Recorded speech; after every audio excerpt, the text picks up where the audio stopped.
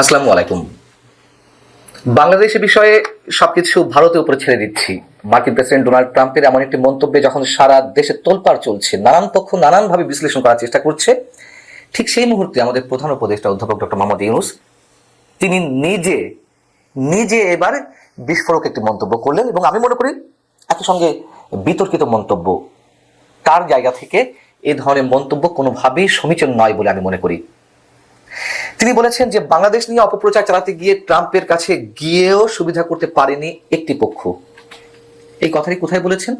শনিবার জাতীয় ঐক্য কমিশনের পক্ষ থেকে রাজনৈতিক দলগুলোর সঙ্গে যে বৈঠকটি ছিল সেই বৈঠকে বক্তব্য দেওয়ার সময় তিনি এই মন্তব্য করেছেন।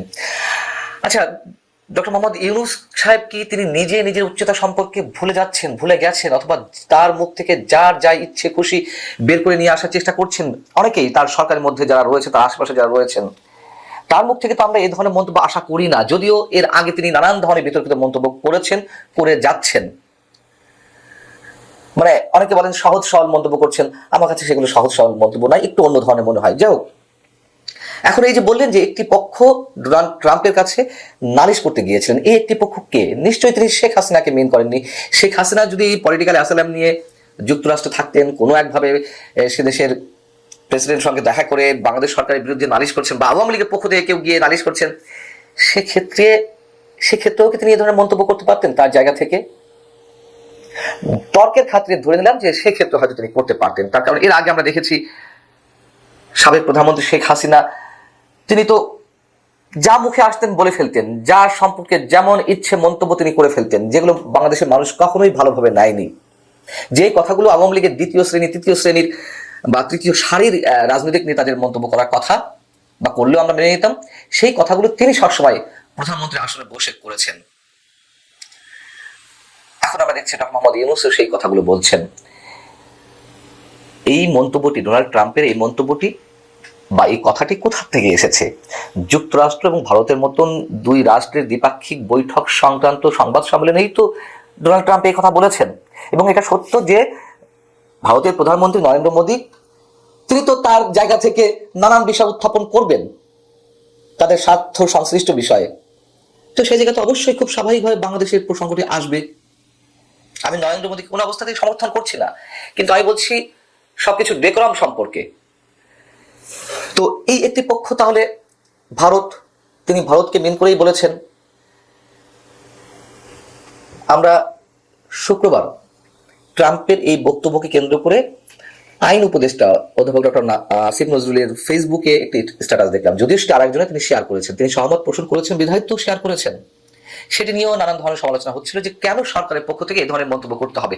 সবচেয়ে বড় কথা হচ্ছে যেটুকু মানুষ বিশ্লেষণ করছেন, যেই পক্ষ, যে নরেন্দ্র মোদী আসলে ডোনাল্ড ট্রাম্পের কাছ থেকে যা কিছু আশা করেছিলেন বিভিন্ন ক্ষেত্রে বাংলাদেশের বিষয়ে, সে ক্ষেত্রে তিনি আশাহত হয়েছেন, এগুলো এক পক্ষের বিশ্লেষণ। আবার আরেক পক্ষ বলছে যে না, ভারত যা চেয়েছে হয়তো ডোনাল্ড ট্রাম্পকে কনভিন্স করতে পেরেছে। যেটি হোক না কেন, এই যে দুই পক্ষের মধ্যে বৈঠক, সেই বৈঠকে যদি মনে হয় যে ভারতের কথা ট্রাম্প গেলেনি, তার সমর্থন আদায় করতে পারেনি বাংলাদেশের বিরুদ্ধে এমন কিছু, তাহলে কি আমরা খুশিতে গদগদ হয়ে এ ধরনের মন্তব্য করব অন্তত ডক্টর মোহাম্মদ ইউনূসের আসন থেকে, প্রধান উপদেষ্টার পদ থেকে? এর মানে কি দাঁড়ায়? মানেটি এরকম যে এখনো আমরা যুক্তরাষ্ট্রের দিকে তাকিয়ে আছি, যুক্তরাষ্ট্র ভারতের কথা শোনেনি বিধে আমরা বিশাল আকারে বেঁচে গেলাম। ডক্টর মোহাম্মদ ইউনূস সরকার যুক্তরাষ্ট্রের ভয়ে অতিষ্ঠ ছিল, সন্ত্রস্ত ছিল। যুক্তরাষ্ট্র যদি বেঁকে বসে তাহলে বর্তমান সরকারের অনেক কিছু ঘুরে যেতে পারে, এরকম বিষয় থাকতে পারে আমাদের মধ্যে, আমাদের সাধারণ মানুষের মধ্যে আলোচনা চলতে পারে। কিন্তু সেইগুলো কেন এভাবে এক্সপোজ করা হবে তার জায়গা থেকে? এবং এই ধরনের কথা বলার সঙ্গে সঙ্গে সাধারণ মানুষের যে আশঙ্কা যে যুক্তরাষ্ট্র যা চাইবে তাই হবে, অথবা ভারত যা চাইবে তাই হবে, সেইগুলোকে প্রতিষ্ঠিত করার চেষ্টা চলছে। তিনি ইলন মাস্কের সঙ্গে কথা বলেছেন ভিডিও কনফারেন্সের মাধ্যমে, বাংলাদেশে বিনিয়োগ করবে। এটি মনে করার কোনো কারণ নেই যে ইলন মাস্ক বাংলাদেশে বিনিয়োগ করবে আর এটির মধ্য দিয়ে ট্রাম্পের কড়া সমর্থনটি বর্তমান সরকার পেয়ে গেল। কোনো কারণ নেই, তারা ব্যবসার জায়গা থেকে ব্যবসা করবে, খুব স্বাভাবিক। তাদের তো আরো নানান এজেন্ডা রয়েছে। ডক্টর মোহাম্মদ ইউনূস বলছেন ওই বক্তব্যে, অতীতে দেশকে একটা তামাশায় পরিণত করা হয়েছিল, আইন বলে কিছু ছিল না, যারা আত্মত্যাগ করেছে যারা তারা আমাদের একটা নতুন বাংলাদেশের জন্য প্রস্তুত হওয়ার তাগিদ দায়িত্ব দিয়ে গেছে। খুব ভালো কথা।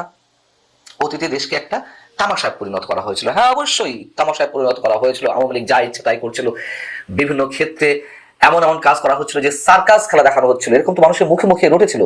কিন্তু মাত্র 6 মাসে কি মানুষ এখন সেগুলো বলছে না? তামাশা কি চলছে না? ঘুষ দুর্নীতি কি সেভাবে বন্ধ হয়েছে? হেলিকপ্টার বিলাসিতা কোন কোন উপদেষ্টা আমরা দেখতে পাচ্ছি হেলিকপ্টার ছাড়া চলতে পারেন না। অন্তত এই তামাশা তো এর আগে দেখা যায়নি, সেটা তো আমরা দেখছি।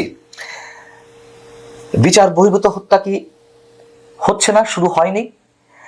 এবং আইন শৃঙ্খলা রক্ষার নামে যে অপারেশন ডেভিল হান্ট শুরু হয়েছে, সেটি কি তামাশায় পরিণত হয়নি? নিরীহ মানুষজনের কি আটক হচ্ছে না?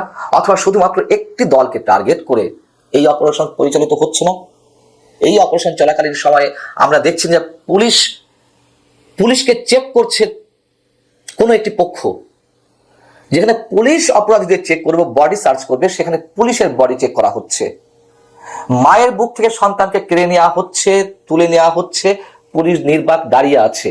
এসব দৃশ্য কি আমাদেরকে দেখতে হচ্ছে না? ইতিহাস ঐতিহ্য মুছে দেওয়া হচ্ছে, বুলডোজার সন্ত্রাস করা হচ্ছে, পাকিস্তানি এজেন্টদের মাধ্যমে বুলডোজার সন্ত্রাস করা হচ্ছে, সরকার থামাতে পারছে না। এটি কি তামাশা নয়? মানুষ তো বলছে যে দেশে কোনো সরকার নাই। ওই সময়গুলোতে যা চলেছে, মাঝে 2-4 দিন বুলডোজার দিয়ে সারা দেশে যে অরাজকতা শুরু হলো, নৈরাজ্য শুরু হলো, যারা আত্মত্যাগ করেছেন, যাদের আত্মত্যাগের কথা প্রধান উপদেষ্টা তুলে ধরলেন, তাদের সঙ্গে কি প্রতারণা করা হচ্ছে না? তারা কি এই বাংলাদেশ চেয়েছিল গণঅভ্যুত্থানের মাধ্যমে? তারা কি স্বৈরাচার মুক্ত বাংলাদেশে এই ধরনের দৃশ্য দেখতে চেয়েছিল? চায়নি তো, তাই না? তাহলে তো অবশ্যই তাদের আত্মার সঙ্গে প্রতারণা করা হচ্ছে। গণতান্ত্রিক অধিকার কি নিশ্চিত হয়েছে? গণমাধ্যমের অধিকার নিশ্চিত হয়েছে? গণমাধ্যম স্বাধীনভাবে কথা বলতে পারছে? সবই সেলফ সেন্সরশিপের মধ্যে চলছে। এবং আমাদের মতো গুটি কয়েক মানুষ যারা সমালোচনা করছে সরকারের বিভিন্ন অসঙ্গতি অনিয়মের বিরুদ্ধে কথা বলছি, তাদেরকে তো নানান ধরনের হুমকি দেওয়া হচ্ছে, নানান ভাবে হুমকি দেওয়া হচ্ছে। এই কথা শুধু আমি বলছি না, আরো অনেকে বলছেন, অন দ্য রেকর্ড বলছেন। তাহলে তামাশা কি বন্ধ হয়েছে? তিনি বলছেন শুধু বাংলাদেশ নয়, সারা পৃথিবীর মানুষ আমাদের সমর্থন দিচ্ছে, তাই বিরোধী পক্ষ সুবিধা করতে পারছে না। সারা পৃথিবীর মানুষ প্রথম দিকে সমর্থন দিয়েছিল, এখন পৃথিবীর বিভিন্ন প্রান্ত থেকে, বিভিন্ন পর্যায় থেকে বর্তমান সরকারের সমালোচনা করা শুরু করে দিয়েছে। হিউম্যান রাইটস ওয়াচ তারা অপারেশন ডেভিল হান্ট নামে যা চলছে সেখানে মানবাধিকার লঙ্ঘন হচ্ছে বলে উল্লেখ করেছে এবং মানবাধিকার রক্ষার জন্য সচেতন থাকতে বলেছে সরকারকে। এবং আরো বিভিন্ন জায়গার থেকে যেসব কথাবার্তা উচ্চারিত হচ্ছে বা বিভিন্ন রাষ্ট্রের প্রতিনিধিরা বর্তমান সরকারের উপদেষ্টাদের সঙ্গে বা প্রধান উপদেষ্টার সঙ্গে দেখা করে তারা যেই আহ্বানগুলো জানাচ্ছে, তাদের বিভিন্ন ধরনের আতঙ্ক থেকে